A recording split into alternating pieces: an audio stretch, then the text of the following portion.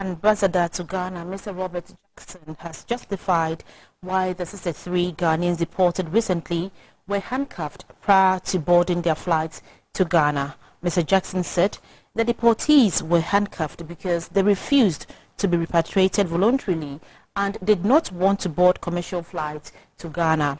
The ambassador made the remarks when he met with the Parliamentary Select Committee on Foreign Affairs in Accra. A week ago, 63 Ghanaians were deported from the U.S. for abusing their visa terms. On arrival, it was reported in the media that the deportees were not treated well to the extent that they were denied food, access to washrooms, and handcuffed on the over 9-hour flight from the U.S. to Ghana.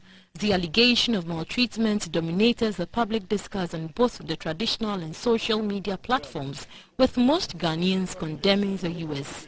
This informed the decision by the Parliamentary Select Committee on Foreign Affairs to meet with the U.S. Ambassador to Ghana, Mr. Robert Jackson, to ascertain the veracity of the report. Let me clarify the point on handcuffs. At the time that the detainees boarded the plane, they were in handcuffs, and they were in handcuffs prior to landing. During the actual flight, they were not in handcuffs so that they could eat and drink, and they did receive a meal and beverages during the flight. Let me reiterate.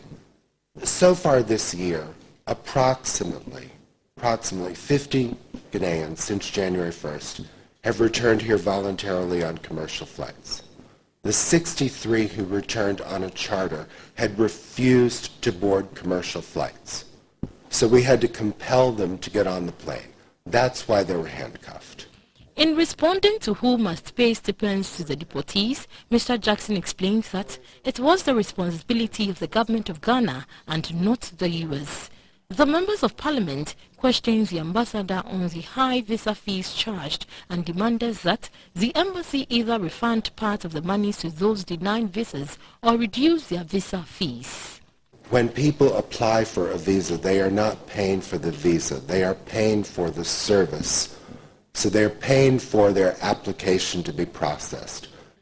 Ambassador Jackson denied reports that they have been denying Ghanaians visas and said last year 17,000 Ghanaians were given visas. He also stressed the need for Ghana to reciprocate the U.S. gesture of issuing multiple entry visas for Ghanaians as against Ghana's embassy issuing single entry visas for U.S. citizens.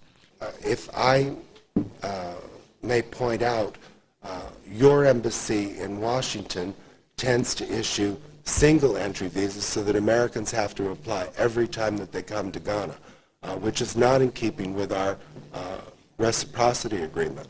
Another concern for the committee was the abrogation of special preference for protocol officers dated to Parliament on November 21st, 2016. The ambassador says, as a new policy, all applicants must appear in person unless official, which must either pass through the protocol officer of the Ministry of Foreign Affairs or seek a special appointment. Meanwhile, the chairman of the Parliamentary Select Committee on Foreign Affairs, Mr. Patrick Boama, says investigations are still ongoing and the 63 deportees would be soon invited to also state their case.